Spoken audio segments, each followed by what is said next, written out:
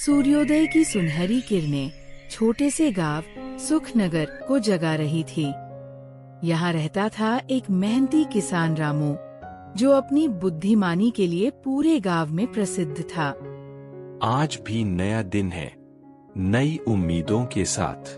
चलो, खेतों में काम करने का समय हो गया।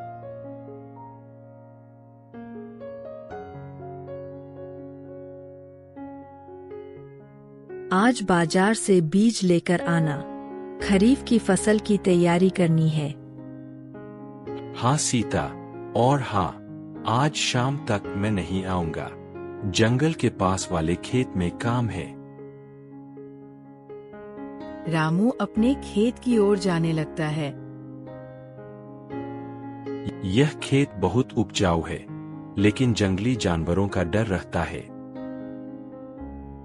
अचानक झाड़ियों से आवाज आती है। कौन है वहाँ? कहीं कोई खतरनाक जानवर तो नहीं?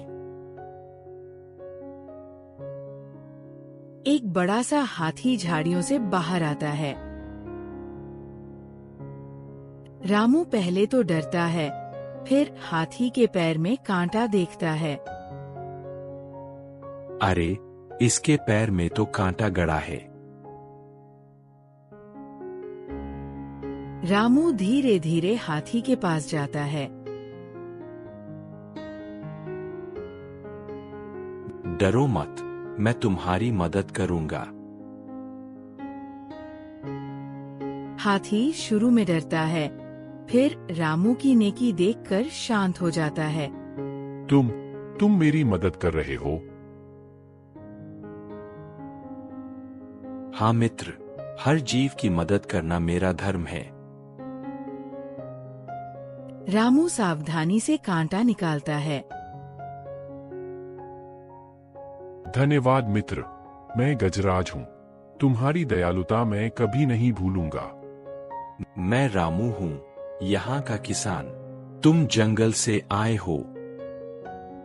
हाँ, लेकिन शिकारियों ने मेरे झुंड को तितर बितर कर दिया। मैं अकेला रह गया हूँ। चिंता मत करो गजराज, यहाँ तुम सुरक्षित हो। लेकिन मैं तुम्हें परेशानी में तो नहीं डाल रहा? बिल्कुल नहीं।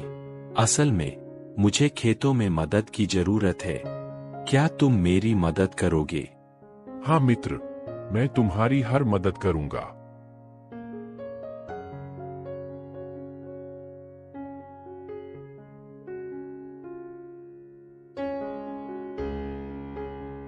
गजराज खेत में हल चलाने में मदद करता है। यह काम तो बहुत मजेदार है। हाँ, और तुम्हारी मदद से हमारी फसल जल्दी तैयार हो जाएगी। गांव के लोग आकर इस अनोखी दोस्ती को देखते हैं। अरे रामू, यह क्या कर रहे हो? हाथी के साथ का? यह मेरा मित्र गजराज है। इसकी मदद से मैं दोगुना काम कर सकता हूँ। लेकिन यह खतरनाक है।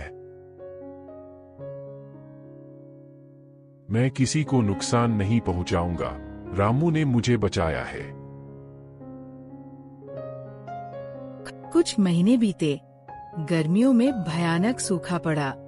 पानी की कमी से पूरा गांव परेशान था। खेत सूखे हुए, फसल मुरझाई हुई। गजराज, इस सूखे में सब कुछ खत्म हो जाएगा। रामू, मैं जानता हूँ कि जंगल में एक छुपा हुआ झरना है, लेकिन वहां तक पहुंचना बहुत मुश्किल है। तो चलो, कोशिश तो करनी चाहिए।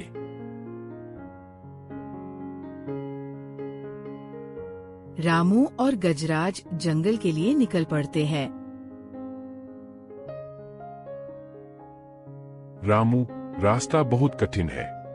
कोई बात नहीं गजराज, हमारी मित्रता में इतनी ताकत है कि हम किसी भी मुश्किल से निकल सकते हैं। दोनों पहाड़ों और घने जंगलों से होकर गुजरते हैं।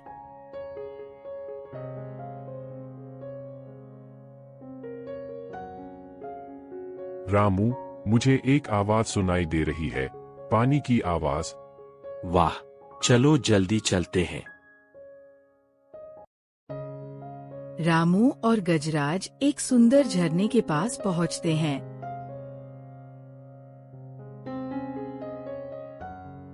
यह तो स्वर्ग जैसा है। अब हमें गांव तक पानी पहुंचाना है। लेकिन इतना पानी गांव तक कैसे ले जाएं? मेरे पास एक उपाय है, मैं अपनी सूंड से पानी भरकर ले जा सकता हूँ। लेकिन यह तो बहुत धीमा तरीका है। थोड़ी देर रामू सोचता है।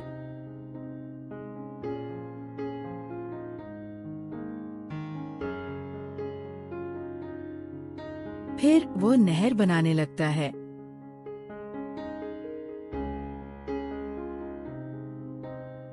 थोड़ी देर बाद पानी नहरों से बहकर खेतों तक पहुंचता है।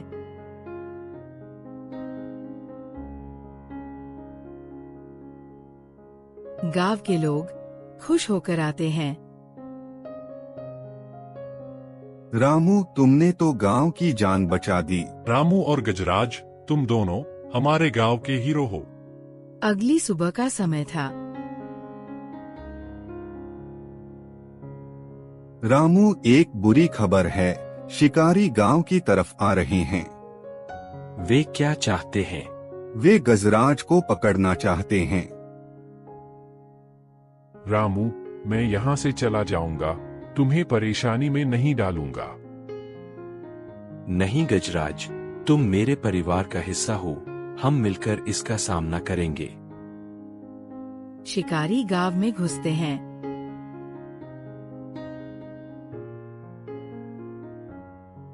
हाथी कहाँ है? हमें उसके दांत चाहिए।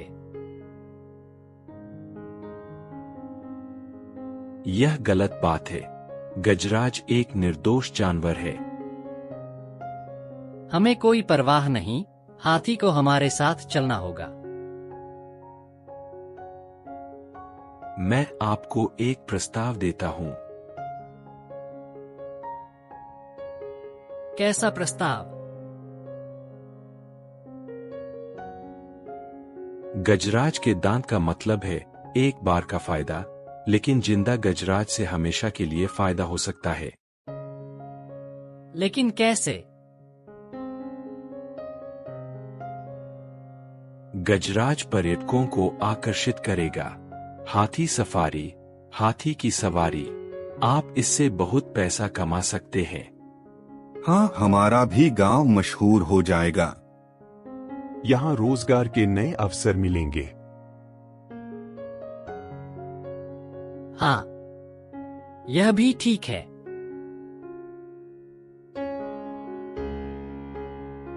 रामू, तुम्हारी बुद्धिमानी अद्भुत है।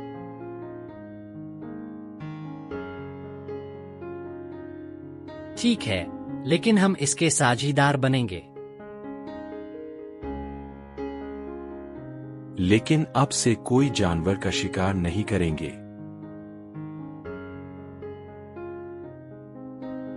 ठीक है। रामू की बुद्धिमानी से न केवल गजराज की जान बची, बल्कि पूरे गांव की तकदीर बदल गई। गजराज मेरा सबसे अच्छा मित्र है। रामू, यह सब तुम्हारी वजह से हुआ है। नहीं गजराज, यह हमारी मित्रता की ताकत है। मुझे तुम पर गर्व है। सीता, सच्ची मित्रता में बहुत ताकत होती है। ये कहानी हमें सिखाती है कि दयालुता, मित्रता और बुद्धिमानी से हर मुश्किल का समाधान मिल सकता है।